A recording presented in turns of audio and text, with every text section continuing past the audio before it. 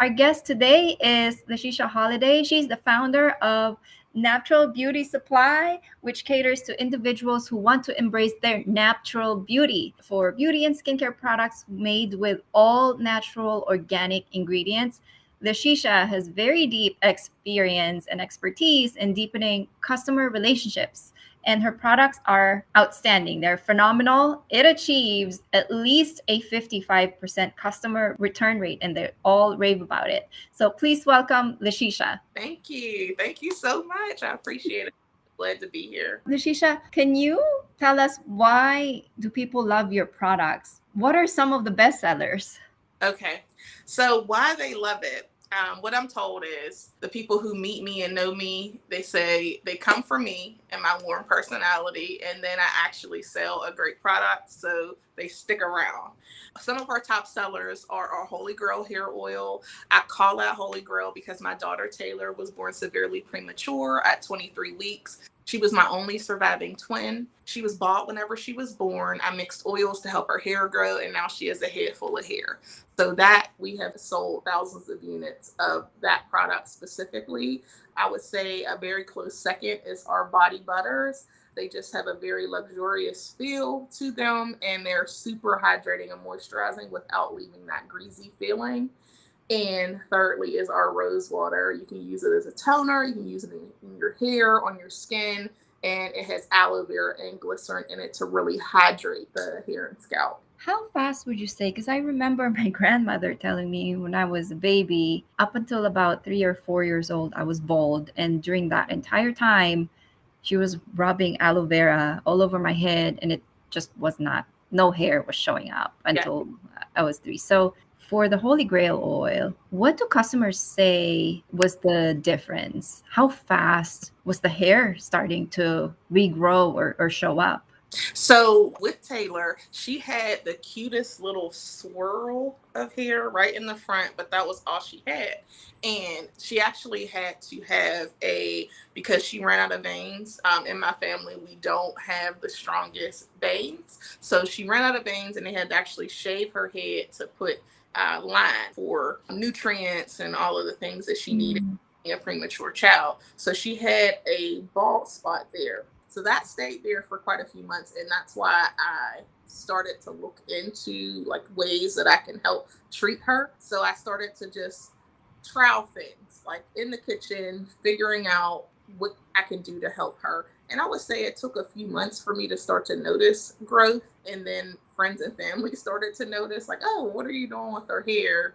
And then she just had a head full of hair. My So it nephew, was months, not yeah, years. yeah, no, not years. My Few nephew, months. I actually have the picture on my website. He had balding due to he had a nervous issue where he would pull out his hair whenever he was a baby, and so he came out with hair, and then he ended up pulling it out. And so one of my good friends, she used the product on her son, and now he has literal, like his hair is down to his back.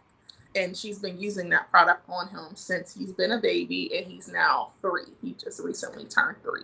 So he went from having those patches of baldness to having hair. And I have another client who did it for 3 months. She started out with a stress bald spot from just stress and different things that was going on with her life. She started in July, I believe, April, May, June.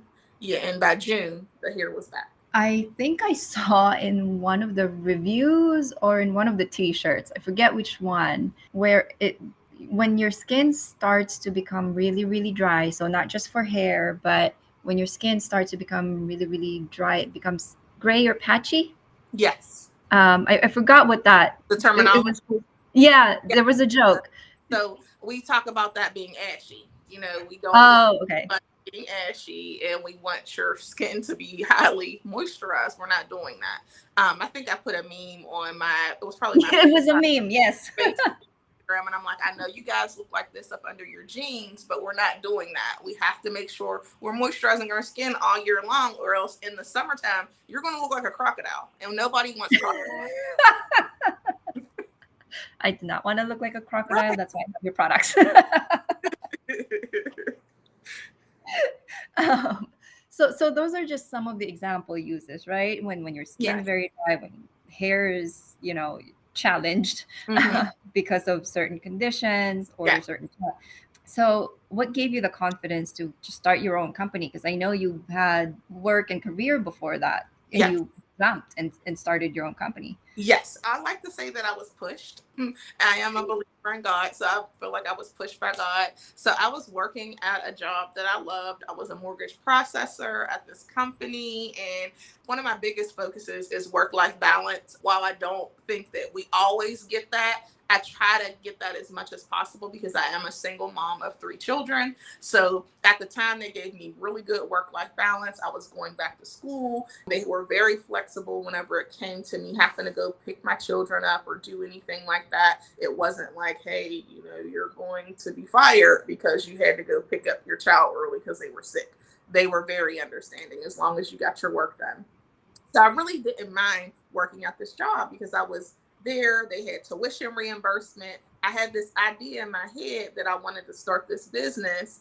And I had even named it. I named it Naptural Beauty Supply because I wanted to take the negative connotation out of the word nappy. And I wanted to take the power back from that word and make it positive. So I had this idea of this beauty supply store, and I was working at this job, and I was 3 months into it. And in January, they laid us all off. They called us over at Intercom, and it was about 65 of us. And they told us to pack our bags, that they let us stay until after the holidays to be nice. But it was a sinking ship. I basically got onto a sinking ship. So I had kept applying for different jobs. I was like trying. And then I was like, what is going on? Because I am a pretty good interviewer. I feel like every job, with the exception of maybe one, I've gotten with interviewing, and I could not get a job to save my life. And I'm like, okay, I started to revisit the idea that I had for Natural.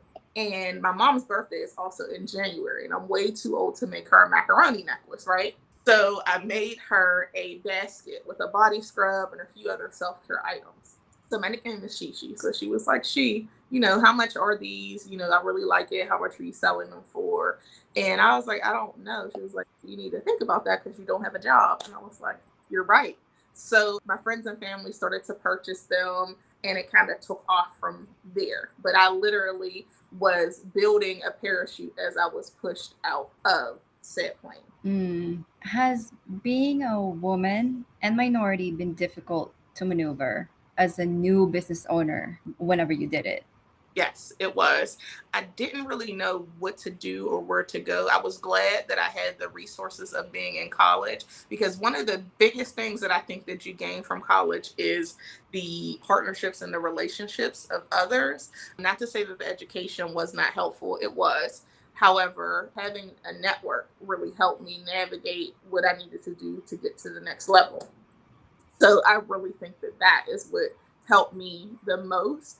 But there weren't a lot of like grants and different funding, but I did find a lot of different programs that I was able to get into to kind of find out more information and to do things like business plans and such, so on and so forth.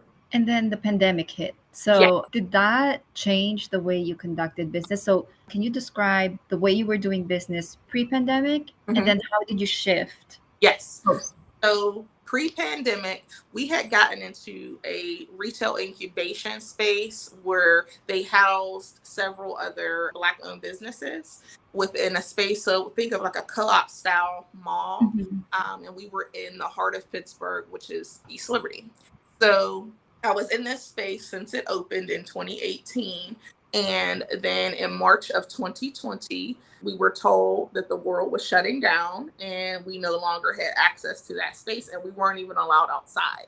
So about 95% of my business came from person to person sales, whether it was people coming into the store, whether it was me going out and vending, that type of thing. I don't even think I didn't have any relationships yet with doing wholesale or anything like that. So it was just a shock. And I had to kind of figure out again that parachute, building the parachute. Now we're dependent on being in person business. I was very scared to do online because I didn't feel like it would, our business would sustain, because People wanted to come in and touch and feel and smell the things. So whenever the pandemic happened, I had to really hone in on descriptions of products and being able to show and convey what they feel like versus people actually being able to touch and see what they feel like and what they smell like and so on and so forth. So our business actually transitioned and it actually spiked during the pandemic. People were in the house, they were bored, couldn't do anything. So a lot of people were online shopping. So we've seen a 748% increase in business during the pandemic on our online sales. So, did you have a website already Have a web. existing? We had an existing website. Now it was done by one of an intern that I had, like somebody who came into the business and helped me whenever she was in college. So it was a decent website. We knew whenever we set it up though that it wasn't going to be forever because most of my sales were in person, but I did get a few sales through the website. Mhm. So whenever the pandemic happened, I started to look for different programs and things that can help me with doing a website. And then I got really frustrated. I was afforded to finally be able to get some funding during the pandemic. So I was able to get my site revamped. I did quite a few dollars with into my site and we were able to revamp and build it up. And now we get better traction through our website. How fast was that process? A So month? it was not a fast process. Very meticulous, very particular. So there was a lot of back and forth with trying to get everything perfect in my eyes, even though in the developer's eyes it may have looked perfect, but it's my business, my brand, my baby. So it took us a while. Our launch was supposed to be on Natural's anniversary in July of 2021, but it ended up getting we were most of the way there, but August it was done. But it was a very long process because I actually went into an incubator that was supposed to help and do the website, but the developer did not follow through. They bit off more than they could chew. So I ended up having to pay someone to do the work that I needed to get done. So, this is a classic example. When you're a single founder, you have to juggle all of these unforeseen things. Yes. Um, and they seem to come out of nowhere unexpectedly. Yep. You're expecting one thing, and then somebody doesn't show up, somebody doesn't deliver. Yep. Pandemic happens, you close the storefront. You not only have to figure out how to recapture the clientele that you have, move their sales channel, in this case to one that's online, in a timely manner, but also your production, you had to move that. Yes. So, yeah, I didn't mention. So, moving my production from, I had, we had ample space in the storefront so I can make there if I needed to. I was making sometimes within my like household, but I had the space to do it there. However, during the pandemic, I had to create a completely revamp my making space so that I wouldn't completely take over my home space.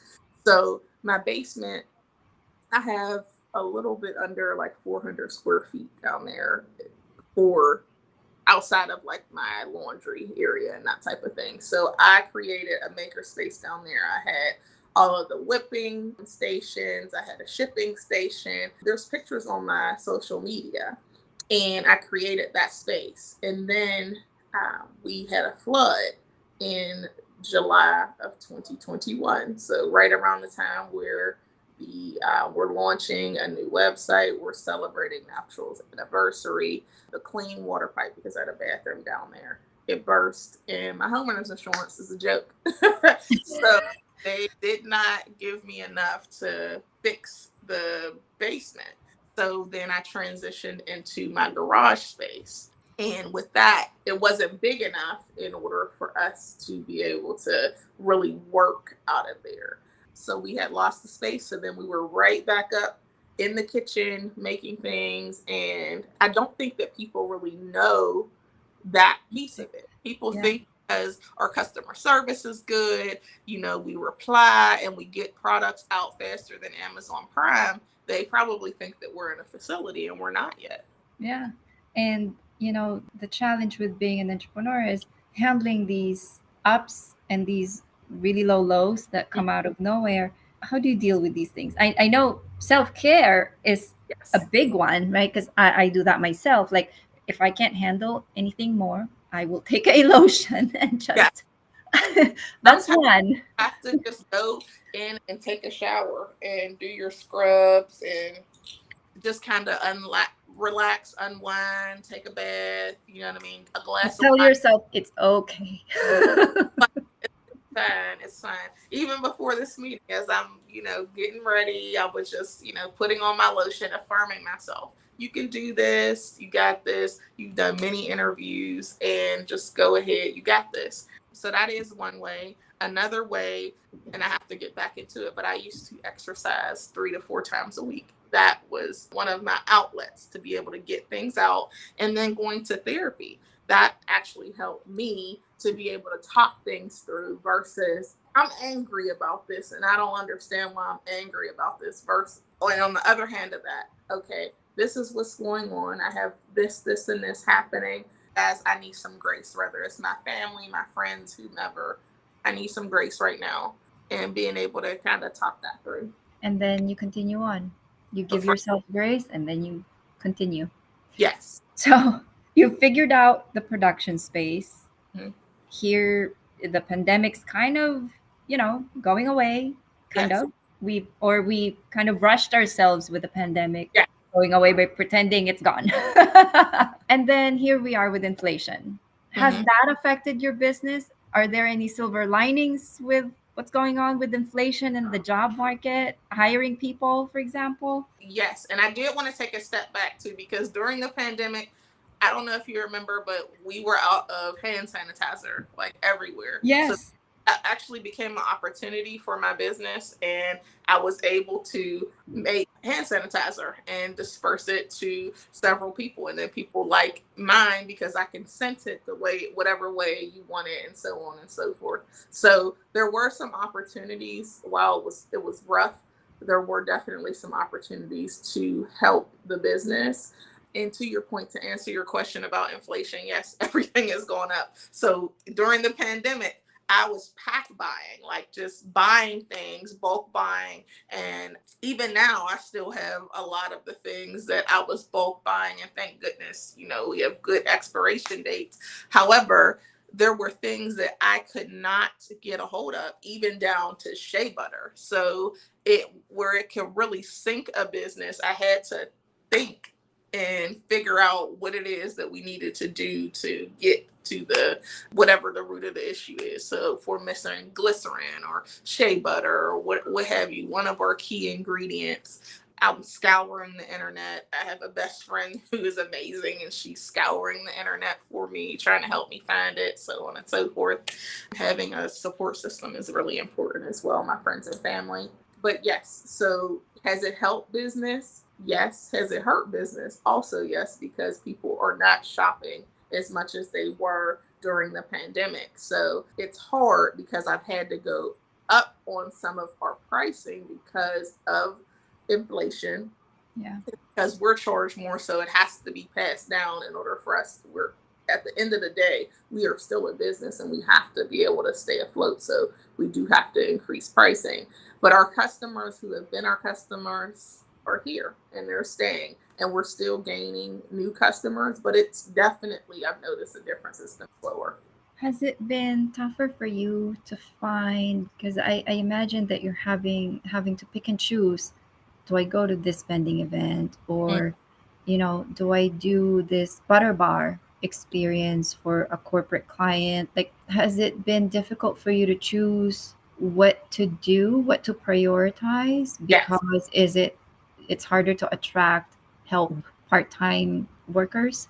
Yes. So it's harder to attract, and then to trust somebody with your business, it's a lot as well. I actually recently hired an organizational consultant. He's helped get a lot of things together so that I can bring someone else on my business.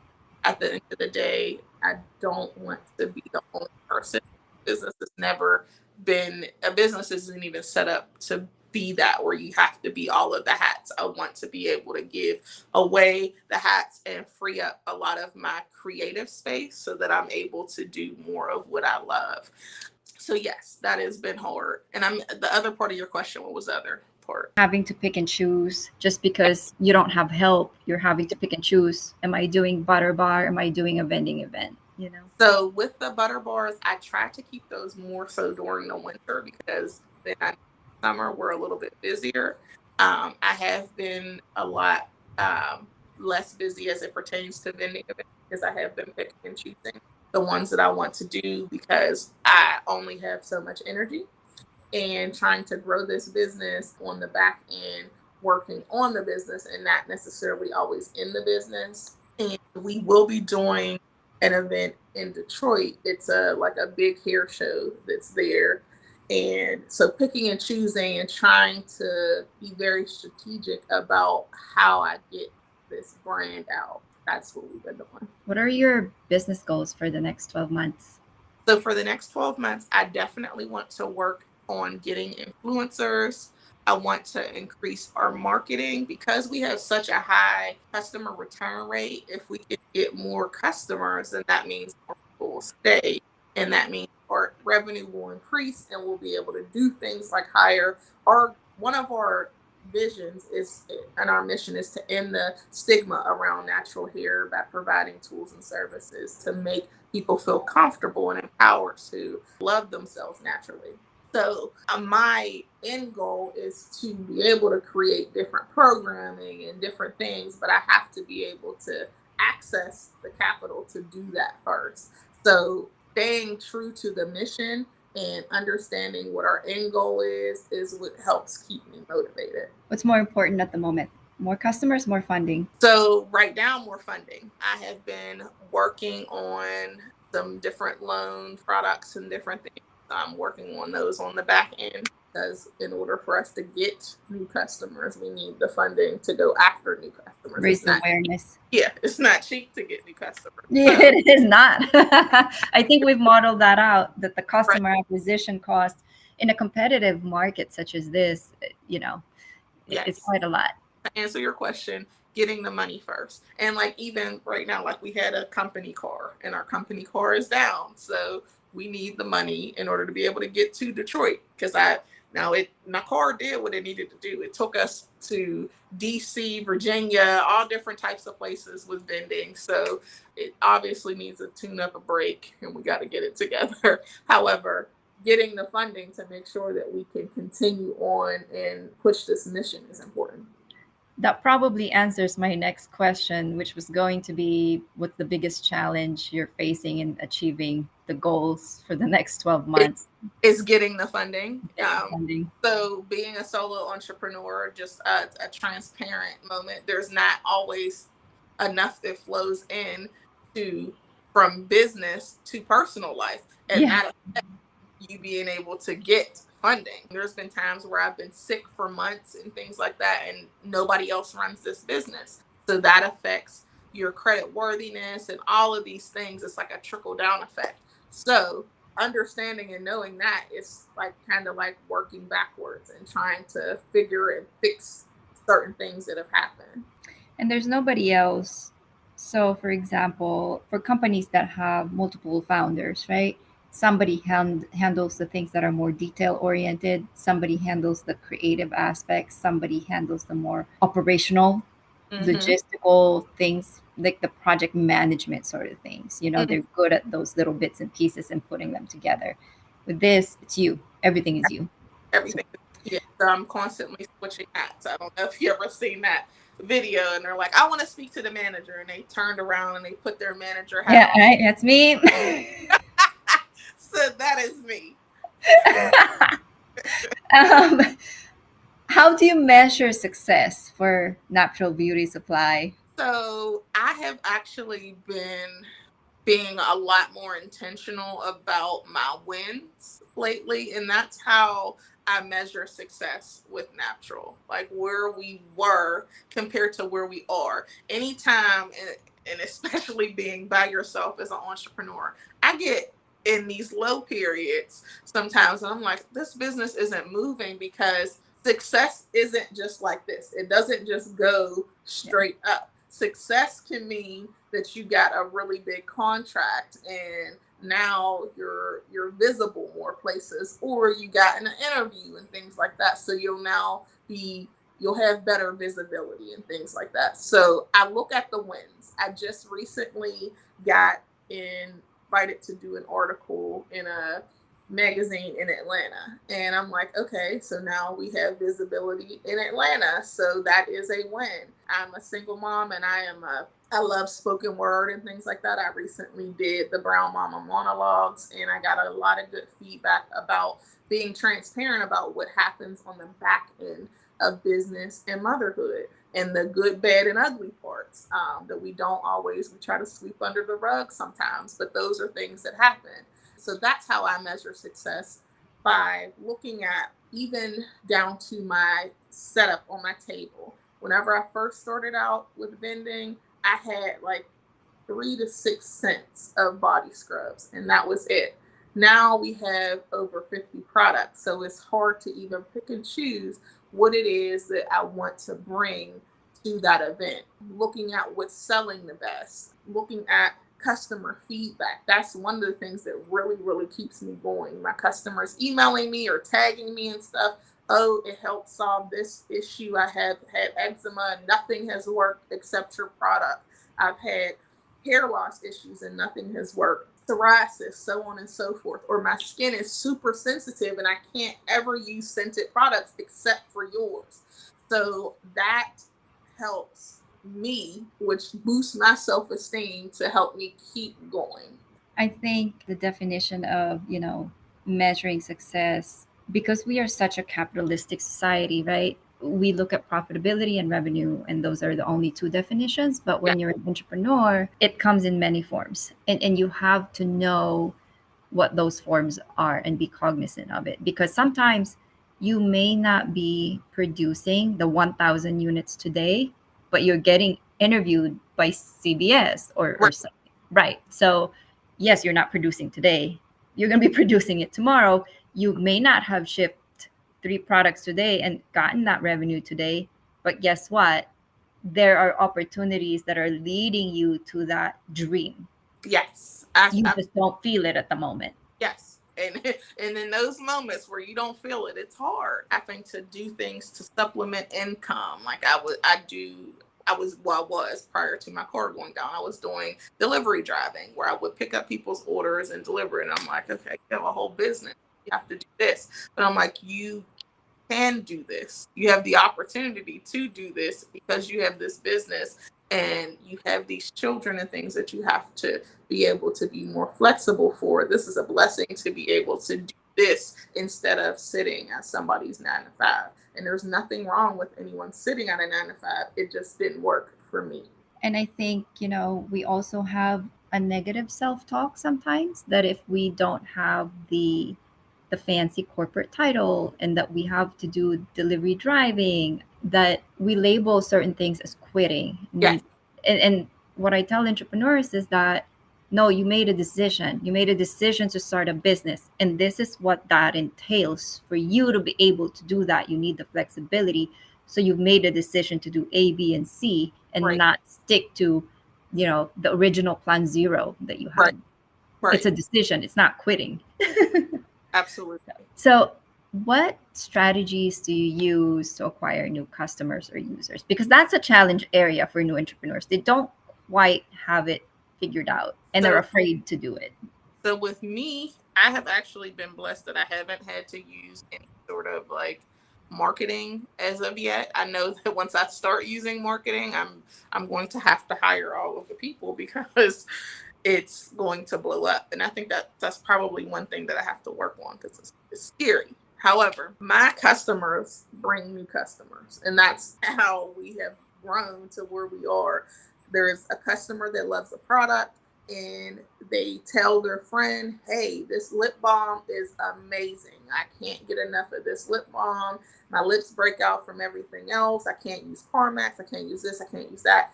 This is the lip balm you need. And guess what? they're ordering the lip balm, and then maybe they're going to try the body butter or the rose water or what have you.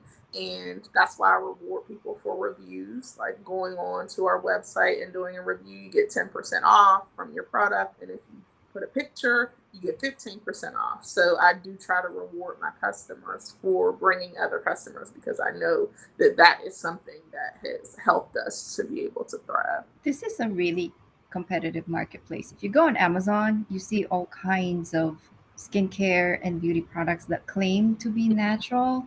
Yes. How do you differentiate? How do you stand out? How do you So, relate that? so we will be on Amazon on there now, but we'll be on Prime pretty soon. But I think how we differentiate is because our product really works, and we show that in it. Like, we show that, hey, this helped this person, that person, so on and so forth. And all of the things that people say that are barriers for them are things that we've looked at and we have made strengths for us. I can't use things with scent. Me and my kids are super sensitive. So I started making products because I love perfumes and I love to smell and look good. So I started to look into those things to make sure that we can create products that are not going to be itchy and harmful to the skin. So that is one of our selling points, that we get to sell to people who typically cannot wear, like people who have skin sensitivities, eczema, psoriasis, hair loss. Those are the reasons why we thrive, because we actually can give those people who have sensitivity. Because you literally created the products for Taylor, who Yes. was an infant, a premature infant at the time. Right. So all the sensitivities and things that I had in mind, like, she was my bubble baby. And so literally, I don't know if you've ever seen it, but like the big thing of hand sanitizer that they sell at Sam's Club, you had to scrub in whenever you came to my door. So you put that on, and then you still had to go wash your hands. That was just to get in my door. So she was so sensitive to everything. And like I said, me and all my family were sensitive to stuff.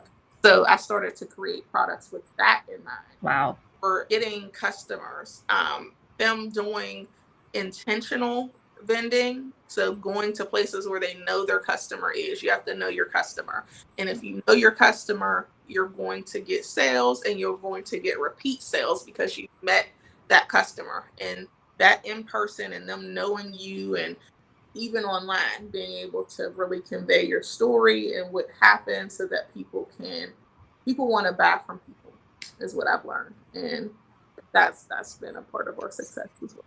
This is where your deep customer relationship building comes in, because they're buying from a person. They understand where you're coming from when you created these products. It's Yeah. not transactional. You're not just buying, from some merchant.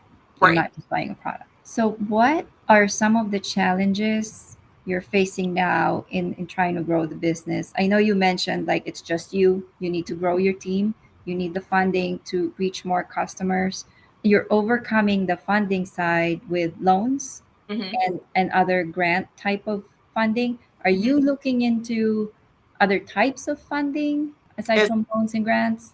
like, so grants we're open to. I haven't found a whole lot of loans. We are looking into like alternative, more so, but their crowdfunding isn't like the typical GoFundMe, because you're paying back and have investors into the company. So those are one of the partnerships that we're looking to make. Bridgeway Capital has been on board as well, as it pertains to different grants and things like that. But yeah, we're open. I don't really know too much about like angel investors and things like that, but what I've heard is that you have to like sell the business after a certain period of time with certain investors. So I'm a little bit leery about investment, because I have to look more into that. I think the VC track is certainly more growth oriented, that they would be looking to exit. Yes. So you would be looking to maybe sell the business if you can make it a public company. That would be one of the tracks. Do you often seek advice or mentorship from other entrepreneurs, business leaders?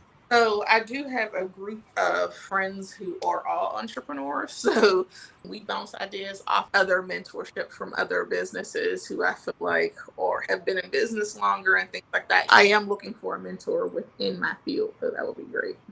And you're looking for a mentor who has had or has been able to grow a skincare brand Yes. specifically? What's your biggest More, challenge? more specifically, someone who has done it and who is doing it like they're manufacturing the product, because there are skincare brands that have grown that they don't manufacture their products, so they don't have Right. the same barriers that I have, and even trying to figure out how you even find someone else to manufacture it. So those have been some barriers for me. You want your manufacturing in house?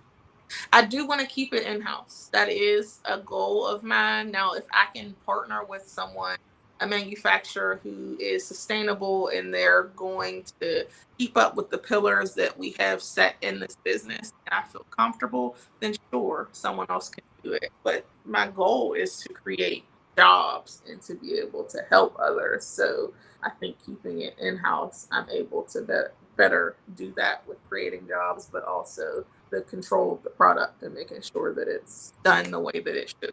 And you're wanting to create these jobs within the Western Pennsylvania region. Mm-hmm.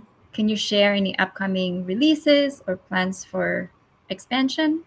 Yes, so our plans for expansion, we have found a manufacturing space. Partnering with Radiant Hall, they do like creative artists. We are planning to partner with them once I figure out this car situation and I can take the business out of my home. I'm so excited to do this part because it very much a homebody and I like my space to be a certain kind of way. And with making products, it can get messy.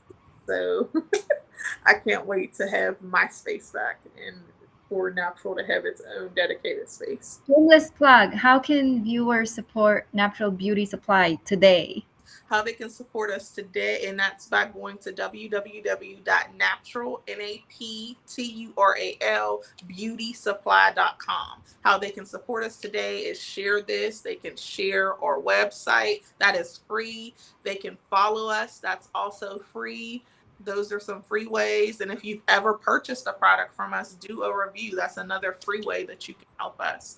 And they can also become an affiliate. If they've already used our product, they can become an affiliate as well and help to generate new customers. And for influencers who relate to the brand, reach out to LaShesia. Your email is, It's LaShesia, LaShesia,